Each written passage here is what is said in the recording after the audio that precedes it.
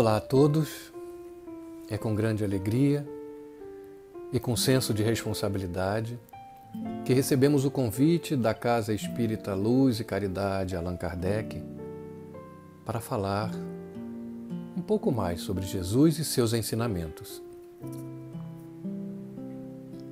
Vamos pedir então a Jesus a sua intervenção e pedir aos bons espíritos que possam trazer a inspiração para que possamos levar a boa palavra com carinho e simplicidade. Agradeço a oportunidade e peço a compreensão de todos, porque nesse momento de pandemia estamos passando por essas transformações, utilizando a tecnologia. Alguns se adaptam melhor, outros se adaptam menos. Mas o importante é que temos a condição de falarmos de uns para os outros, levando a palavra de Jesus. Hoje o nosso estudo está baseado no Evangelho segundo o Espiritismo, capítulo 24, Não pôr a candeia debaixo do alqueire. O item é porque Jesus fala por parábolas, que vão do item 1 até o item 7. No Evangelho de Mateus, capítulo 5, versículos 13 a 16, nós temos a seguinte narrativa. Jesus diz: Vós sois o sal da terra. E se o sal da terra for insípido, com que se há de salgar? Para nada mais presta, senão para se lançar fora e ser pisado pelos homens. Vós sois a luz do mundo. Não se pode esconder uma cidade edificada sobre um monte. Nem se acende a candeia e se coloca debaixo do alqueire, mas no velador, e dá luz a todos que estão na casa. Assim, resplandeça a vossa luz diante dos homens, para que vejam as vossas boas obras e glorifiquem a vosso Pai que está nos céus. Também encontramos em Lucas a mesma narrativa, onde Jesus diz: E ninguém acendendo uma candeia a cobre com algum vaso ou a põe debaixo da cama, mas põe-na no velador, para que os que entram vejam a luz. Porque não há coisa oculta que não haja de manifestar-se, nem escondida que não haja de saber-se e vir à luz. Vede, pois, como ouvis, porque a qualquer que tiver lhe será dado, e a qualquer que não tiver, até o que parece ter lhe será tirado. Nessas passagens, então, Jesus ressalta uma importante condição de que esse instrumento candeia, após aceso, não seja guardado ou ocultado, mas que ele seja colocado em uma posição para que possa servir para iluminar a todos. Vamos entender por quê. Ele fala de parábolas. E aí, em Mateus 13, após Jesus falar a parábola do semeador, os discípulos se aproximam dele e perguntam: Senhor, por que falas ao povo por parábolas? E Jesus respondendo lhes disse: Porque a vós é dado conhecer os mistérios do reino dos céus, mas a eles não lhes é dado. Porque aquele que tem, se dará e terá em abundância, mas aquele que não tem, até aquilo que tem lhe será tirado. Por isso lhes falo por parábolas, porque eles vendo não veem, e ouvindo não ouvem, nem compreendem. E nele se cumpre a profecia de Isaías que diz: Ouvindo ouvireis, mas não compreendereis, e vendo vereis, mas não percebereis. Porque o coração deste povo está endurecido, e ouviram de mau grado com seus ouvidos e fecharam seus olhos, para que não vejam com os olhos e ouçam com os ouvidos e compreendam com o coração e se convertam e eu os cure. Ora, que passagem interessante, porque nós temos a possibilidade de ver e ouvir certas coisas da vida e muitas vezes nós mesmos procuramos nos ocultar delas, algumas verdades que nos aparecem.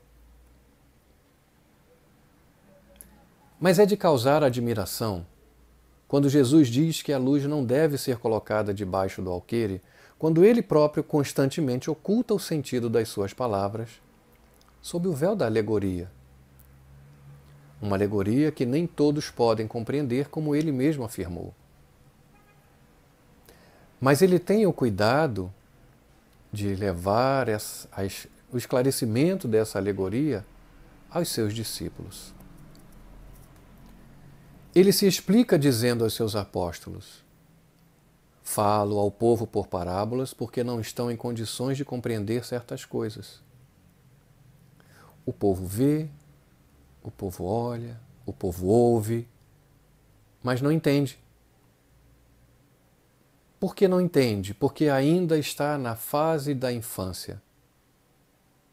E aí Jesus diz que para os seus discípulos foi dado compreender esses mistérios.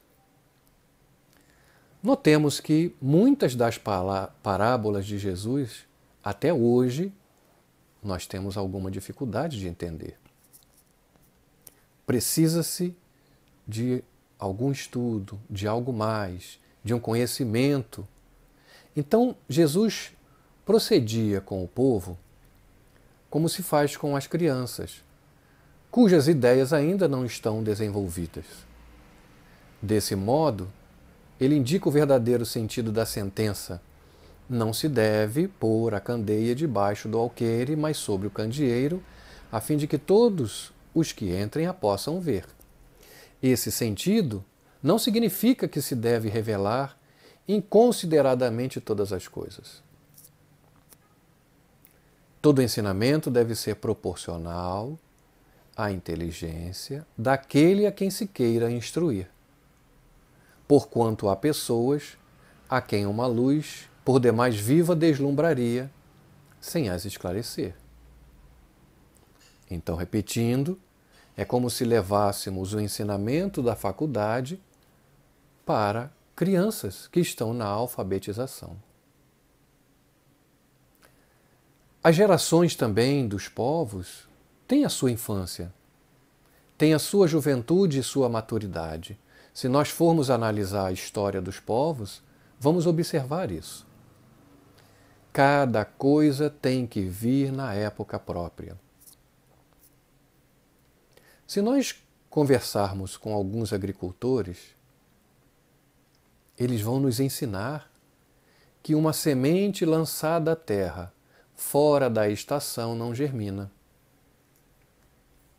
Mesmo que hoje, atualmente, muitos possam afirmar que a ciência já evoluiu a tal ponto que é possível lançar sementes fora da estação porque o homem aprendeu a cuidar do solo, a tratar do meio, a criar um ambiente propício. Mas veio uma palavrinha antes: o homem aprendeu. Aquilo que a gente aprendeu, nós podemos produzir, colocar em prática. O que nós não aprendemos ainda, devemos estudar. Então, o que a prudência manda calar hoje, cedo ou tarde será descoberto, porque será chegado um certo grau de desenvolvimento e os homens, todos nós, vamos procurar por nós mesmos a luz dessa verdade. Nós vamos evoluir, nós vamos estudar e vamos conseguir entender algo que para nós antes era um mistério. Deus deu a todo homem, a todo ser, a inteligência, para que possa compreender e se guiar entre as coisas do céu e da terra.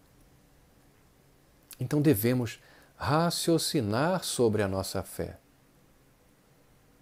É nesse ponto que não se deve colocar a candeia debaixo do alqueire, visto que sem a luz da razão a fé desfalece.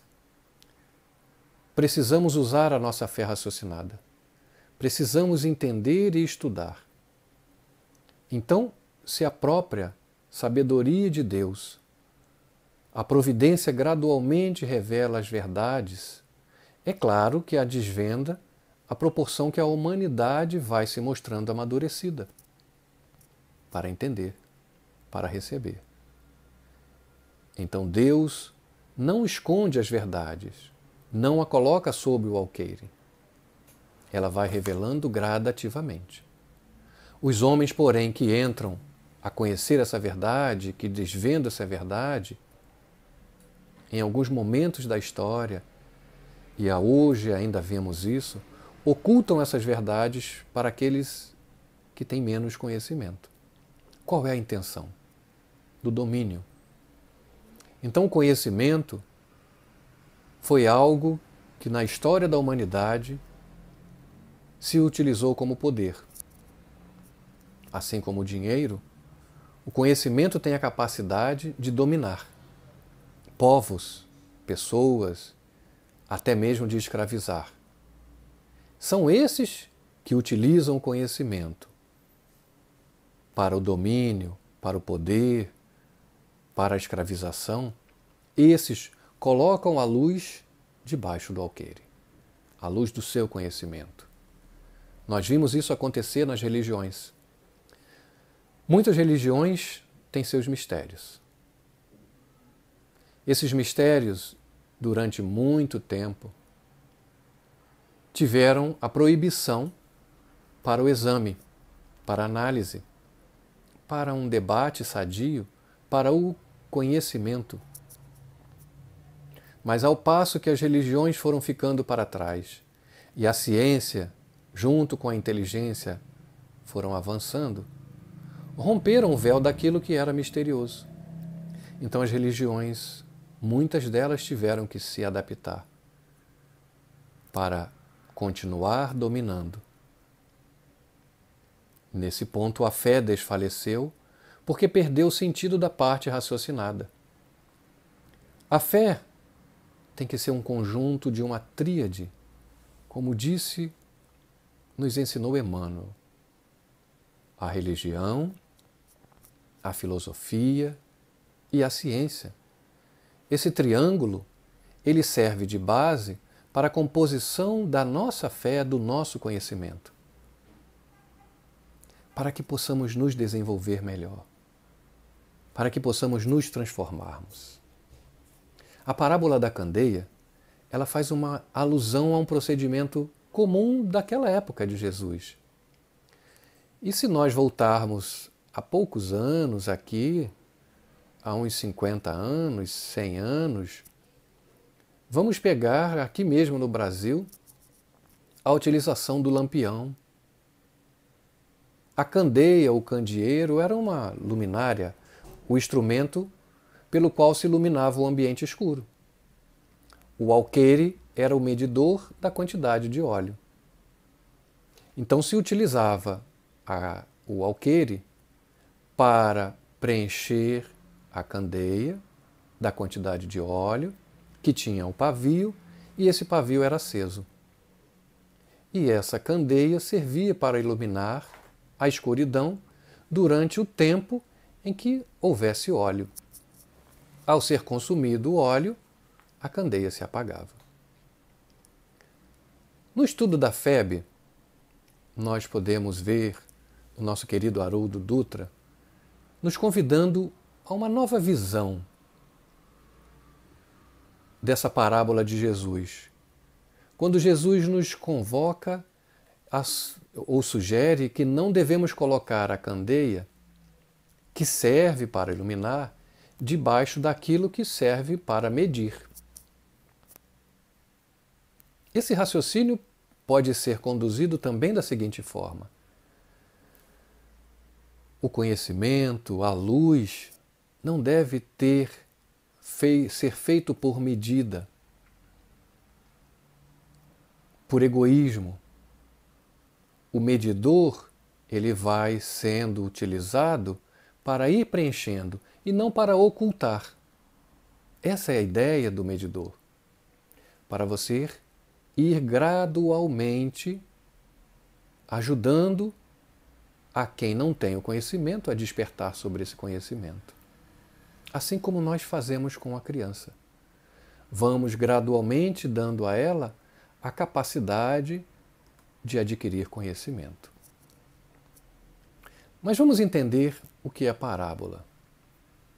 Parábola é um conto, uma fábula, uma narrativa alegórica que transmite uma mensagem direta, perdão, por meio de uma comparação ou uma analogia.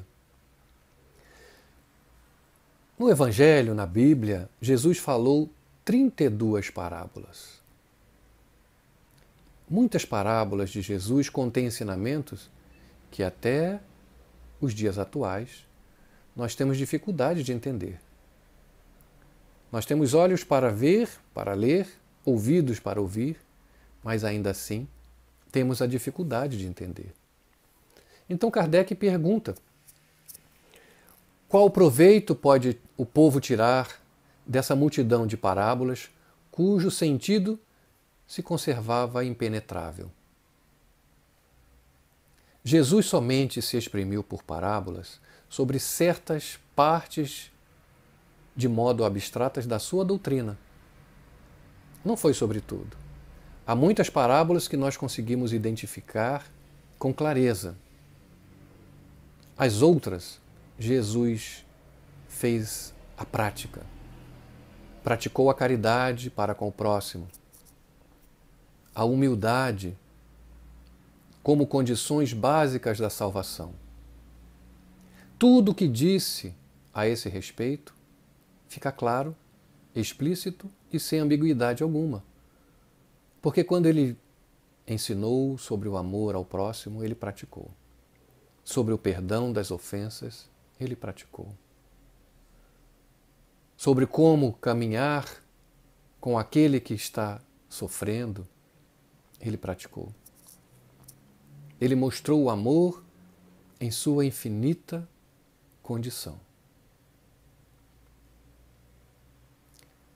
Os apóstolos, em alguns momentos, mostraram dificuldade de entender alguns ensinamentos. Mas nesses pontos, Jesus se aproximou deles e procurou explicar. Muitos pontos ainda precisavam que a ciência avançasse.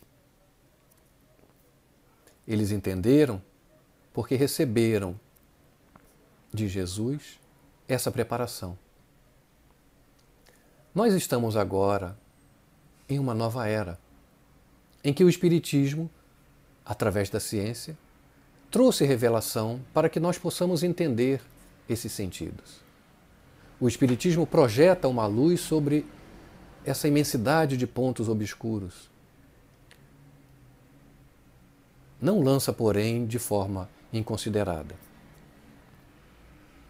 Os próprios Espíritos, ao nos darem as suas instruções, revelam de forma gradual e sucessiva. Nós temos aí mais de 400 livros trazidos por Chico Xavier, mais de 200 livros trazidos por Divaldo e outros tantos, além dos livros da codificação, para estudarmos, para entendermos. E à medida que se torna oportuno, que nós formos vivendo, nós vamos saindo da obscuridade. Mas Kardec nos disse que o Espiritismo é a chave necessária para decodificar as relações entre o corpo e a alma. Muitos dos ensinamentos de Jesus. Então nós vamos lá no livro de Emmanuel, livro Fonte Viva, capítulo 81.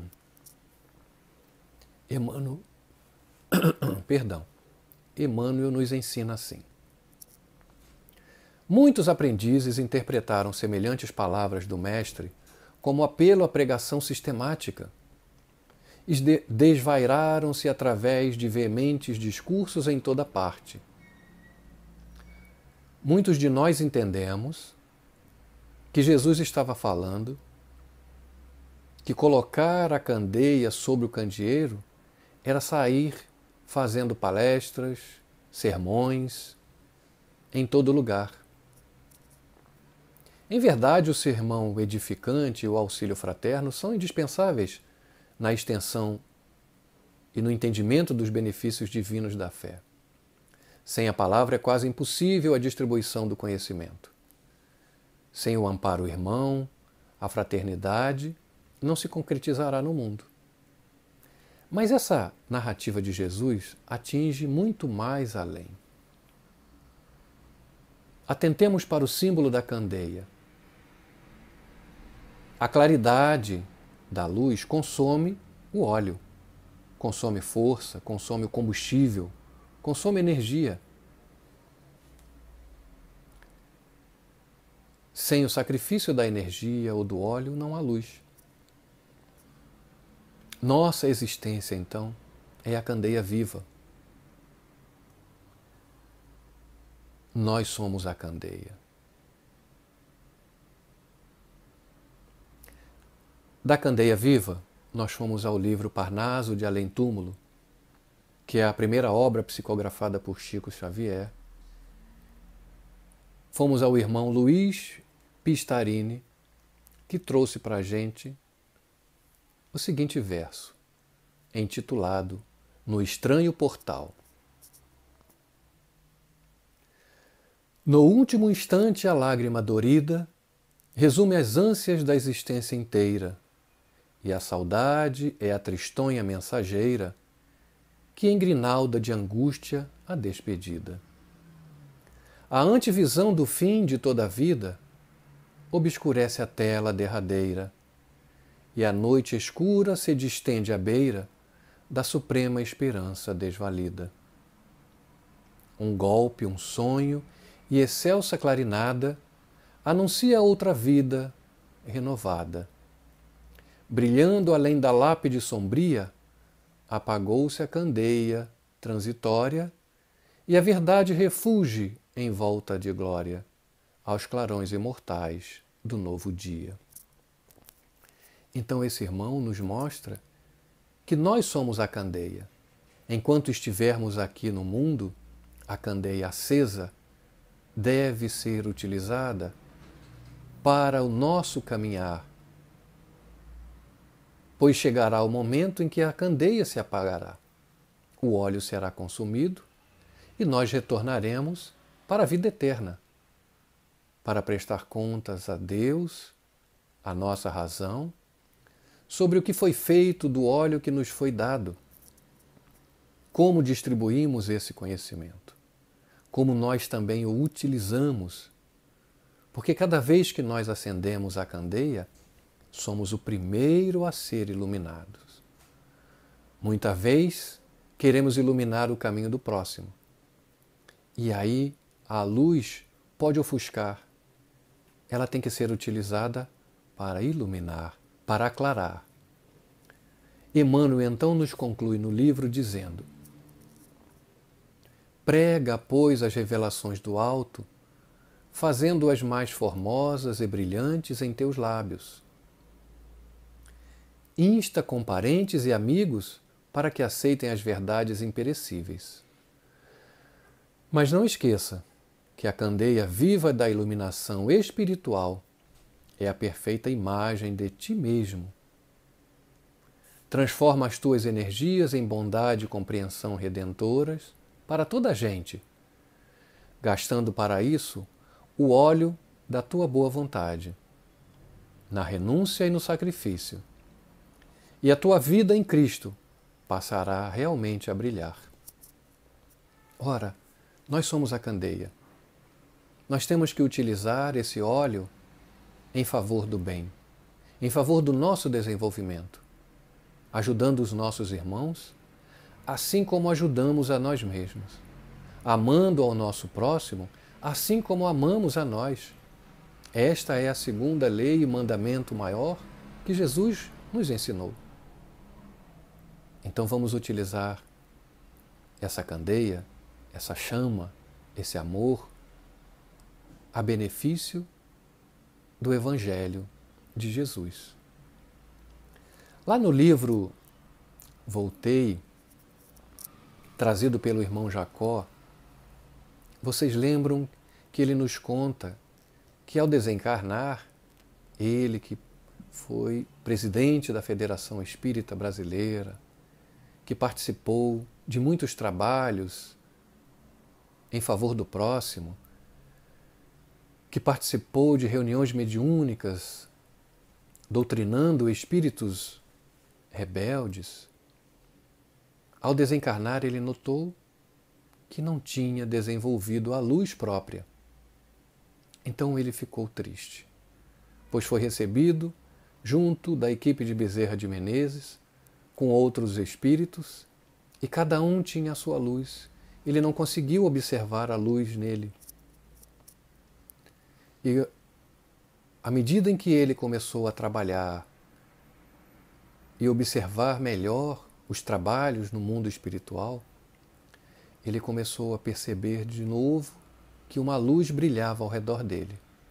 Foi quando o benfeitor Bittencourt Sampaio se aproxima dele e diz: Irmão Jacó, à medida que te recolhas no exercício legítimo do amor cristão, em demonstrações genuínas de entendimento do Evangelho sentido, do Evangelho vivido, do Evangelho aplicado, controlarás tua capacidade irradiante, segundo os ditames da própria alma. Vejam que palavras belas. O Evangelho precisa ser sentido. O Evangelho precisa ser vivido. O Evangelho precisa ser aplicado. Essa é a luz. Essa é a capacidade irradiante, como diz Bittencourt Sampaio. Poderemos irradiar mais ou menos de acordo com essas práticas. Como nós sentimos o Evangelho? Como nós vivemos o Evangelho? Como nós aplicamos o Evangelho em nossas vidas? Bittencourt Sampaio, então, conclui dizendo assim: Meu irmão, ora, vigia, movimenta-te no esforço digno e seja feliz. A tua luz crescerá com a dilatação de teu devotamento ao bem infinito.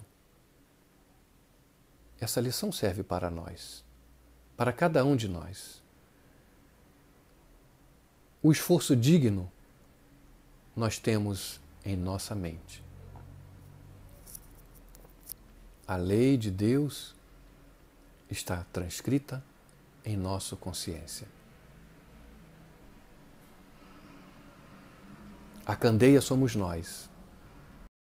Essa lição de Bittencourt Sampaio nos faz refletir sobre a necessidade da nossa transformação. A nossa transformação acontece nos momentos em que nos deparamos com a prova em nosso caminho. A provação surge no momento em que precisamos mudar de nível, avançar, evoluir. E geralmente esse momento se apresenta na dor, na dificuldade, na necessidade de familiares, nas perdas, em cada processo evolutivo, onde precisamos de energia suficiente para clarear o nosso caminho. Jesus traz o fogo e acende a chama do amor. Mas a força dessa chama e a duração vai depender de quanto óleo nós temos. Essa é a ideia de sermos a candeia viva.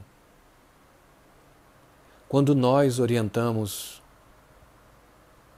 o nosso próximo, os nossos irmãos, a nossa família, ensinamos que eles devem perdoar, ensinamos que eles devem amar, ensinamos que eles devem renunciar.